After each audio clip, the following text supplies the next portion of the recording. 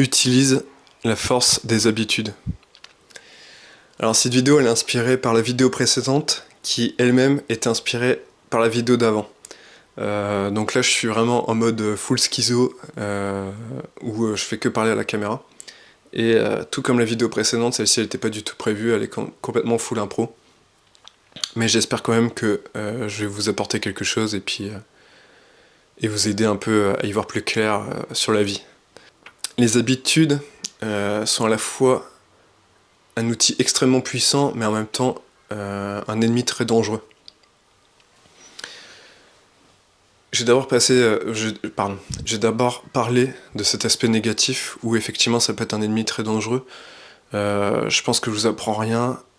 C'est très facile de devenir accro à certaines activités, certaines activités modernes, et c'est clairement par habitude. Là, je pense clairement à tout ce qui est scrolling, jeux vidéo, regarder des séries, ce genre de choses. Si vous regardez un tout petit peu, vous constaterez que toutes ces activités, ou enfin quasiment tout le temps, ces activités sont faites liées à une habitude. Enfin, c'est une habitude qui a été créée autour de celle-ci. L'exemple le plus simple où je pense qu'on est quasiment tous concernés, c'est le fait de sortir son téléphone aux toilettes. Et là, clairement, là on peut clairement parler d'une habitude. L'habitude elle est simple, tu rentres dans les toilettes, tu te mets sur le trône, tu sors le téléphone de ta poche et tu scrolles. Voilà, on est sur le cas précis, le cas concret du l'habitude est un ennemi dangereux. Bon, évidemment, il y a des moyens de casser ces habitudes. Mais d'autres exemples, j'en parlais déjà dans les vidéos précédentes, vous rentrez du travail parce que vous êtes fatigué du travail que vous faites et tout. L'habitude que vous avez, c'est vous rentrez, le premier truc que vous faites, c'est vous asseoir sur le canapé et puis de vous distraire via une série ou je ne sais quoi. Pareil, habitude. Quoi d'autre? Celle-ci aussi, les habitudes juste de sortir le téléphone dès qu'il y a de l'ennui, ou même dès le réveil, ou juste avant de dormir, ou je ne sais quand. Là, encore une fois, c'est toujours des habitudes. Et le but, c'est de casser ces habitudes. Parce que bon, je pense que je vous apprends rien, c'est forcément... Enfin, ces activités vous mènent nulle part, en fait. Hein. Alors certes, encore une fois, j'en ai parlé dans la vidéo précédente, je vous dis pas d'arrêter de vous distraire et d'arrêter de vous divertir, etc. Mais si vous avez vraiment ce besoin de vous distraire, c'est qu'il y a un problème ailleurs. Si vous avez trop de pression dans la journée et que vous avez besoin de vous détendre en fin de journée, c'est qu'il y a des trucs à régler dans la dite journée pour qu'il n'y ait plus de ces problèmes de pression. Mais voilà, là, je suis vraiment en mode schizo parce que j'ai l'impression de l'avoir répété dans les 2 dernières vidéos. Mais voilà. Mais dans tous les cas,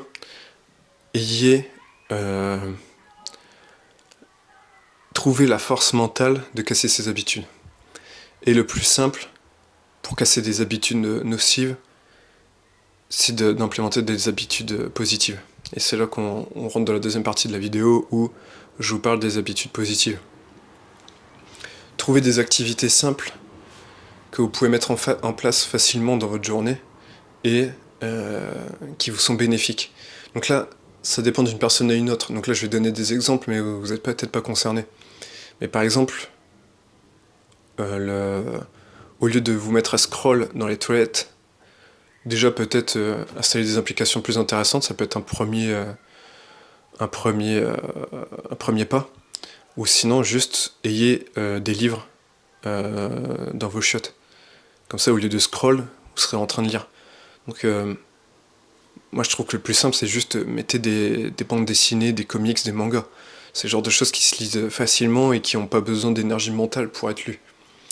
Et au moins vous améliorez votre culture plutôt que de doom scroll. Ça c'est un exemple simple. Les autres habitudes positives, ça peut être des activités qui sont clairement positives, comme le fait de faire du sport. Et je pense notamment à la musculation, évidemment. Mais ça peut être d'autres pratiques sportives. J'en parlerai dans une autre vidéo, mais la course à pied, c'est bien de façon sporadique, mais ça devrait pas être une habitude ça doit pas être quelque chose que vous pratiquez tous les jours. Et encore une fois, là, ça me donne envie de faire une autre vidéo derrière. On verra si je la fais, mais je pense pas. Mais trouver d'autres activités, des activités physiques qui vous plaisent. Ça peut être tout simple. Je sais pas pourquoi j'y ai pas pensé avant, mais juste aller marcher. Ça, c'est littéralement la meilleure activité possible à faire, puisqu'elle demande de rien à part le fait d'avoir 2 jambes fonctionnelles.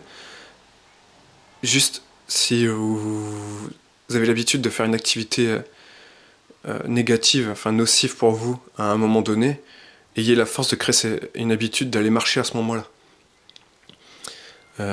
Ça, c'est quelque chose qu'on essaie de mettre en place avec mon premier coaché.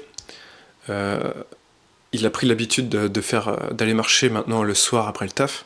Et ça, c'était un moment de sa journée où il faisait des activités moins intéressantes. Donc là, on a changé les habitudes pour mettre une habitude positive. D'autres activités qui pourraient être positives. Faire à manger. Moi, je sais que j'aime pas trop cuisiner, de toute manière, je suis en primal, donc je mange des trucs crus, il n'y a rien à cuisiner, voilà, c'est pratique. Mais si c'est quelque chose qui vous plaît, cuisiner des bons petits plats, ça vous occupera le temps d'une autre manière, ça va vous distraire d'une autre manière, ça va vous divertir d'une autre manière. Plus positif que de passer du temps sur les écrans. Aller voir des amis, ce genre de choses. Ça peut être dessiner, ça peut être écrire, ça peut être faire de la musique. Enfin bref, en fait c'est tout simple, c'est juste prenez des habitudes où vous expérimentez la vie, en fait. C'est tout simplement ça. Arrêtez de vivre au travers les écrans. En fait, ça va être une autre vidéo. Ouais. Je suis vraiment en mode schizo, mais... Mais ouais, je pense que ça va être une autre vidéo.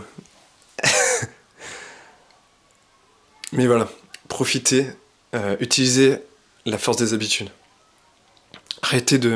Essayez d'arrêter de succomber aux mauvaises habitudes et essayez d'inscrire un maximum d'inclure un maximum de bonnes habitudes dans vos journées. Et d'ailleurs,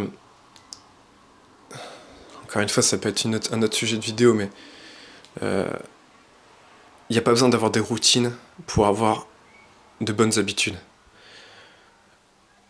Genre, ne vous dites pas que, je sais pas, à telle heure je dois faire ça, mais juste vivez dans le flow de la journée. Genre, faut que ça soit quelque chose de dynamique, faut pas que ça soit quelque chose de bloqué. Genre, ouais, à 16h, je dois aller faire ma séance de sport, sinon je serais pas rentré à 18h parce qu'à 18h je dois manger et à 20h je suis couché. Non. Vivez dans le flow de la vie. Créez des habitudes fluides. Prenez le temps de passer d'une habitude à une autre, mais n'en profitez pas pour inclure des habitudes de merde entre chaque activité non plus. Genre, prenez juste l'habitude de, je rentre du taf, ça peut prendre 30 minutes, ça peut prendre un quart d'heure, peu importe. Mais juste après du taf, je vais à la salle. Je prends mon temps à la salle, je prends le temps qu'il faut, des fois je peux aller vite, des fois je peux aller lentement, on s'en fout. Et après ça, je rentre, et après ça, je vais manger. Mais faut pas mettre des barrières temporelles sur ces habitudes. Faut juste qu'il y ait la logique qui soit imprégnée dans votre cerveau de je fais cette tâche-là, puis la suivante, puis la suivante. Je sais pas si vous captez la nuance, vous me le direz en commentaire, mais ça aussi c'est extrêmement puissant d'un point de vue cérébral. Encore une fois, c'est le genre de truc où j'ai pas d'explication, mais juste je sais que ça fonctionne et voilà, je l'applique. Et j'espère que ça vous donnera envie de l'appliquer aussi. Je suis trop loin de la caméra, je sais pas du tout si la vidéo était longue ou quoi, mais j'espère quand même que vous a apporté quelque chose. Si c'est le cas, faites-le moi savoir en commentaire, hein, chaque commentaire a son importance. Que ça soit positif ou négatif, n'hésitez pas à poster un commentaire, ça m'aide vraiment. Et évidemment, si ça vous a plu, un petit like, hein, puis si vous me connaissiez pas, un petit abonnement, ça fait toujours plaisir. Et n'hésitez pas à me contacter sur Instagram, je suis facilement joignable. Allez, salut à tous.